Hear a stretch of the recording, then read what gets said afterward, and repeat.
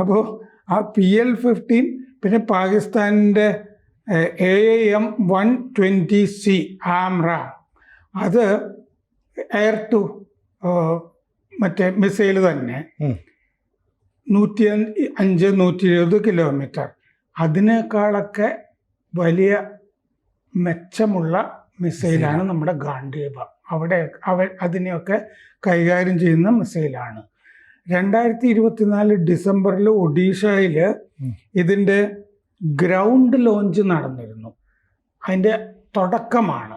ഇനിയാണ് live fire test നടത്താൻ പോകുന്നത്. ഇനിയാണ് ശരിക്കും ഇത് ശരിക്കും എയർ ടു എയർ മിസൈലാണല്ലോ. ഗ്രൗണ്ടിലൊരു ടെസ്റ്റ് നടന്നു എന്ന് പറഞ്ഞാൽ ഏതാണ്ട് സെക്കൻഡ് നേരത്തേക്ക് മാത്രമേ നടക്കുള്ളൂ. ലൈവ് ഫയർ ടെസ്റ്റ് എന്ന് പറയുമ്പോൾ ശരിക്കും വിക്ഷേപിക്കാൻ പോവുകയാണ്. ഇത് വിക്ഷേപിച്ചിട്ട് എങ്ങനെ ഇരിക്കുന്നു, ആ രണ്ടാമത്തെ ഘട്ടത്തിലാണ് ഗാണ്ഡീവ. ആ ടെസ്റ്റ് ചിലപ്പോൾ 2 ആഴ്ചയ്ക്കുള്ളിലോ 3 ആഴ്ചയ്ക്കുള്ളിലോ നടക്കും എന്നാണ് റിപ്പോർട്ടുകൾ.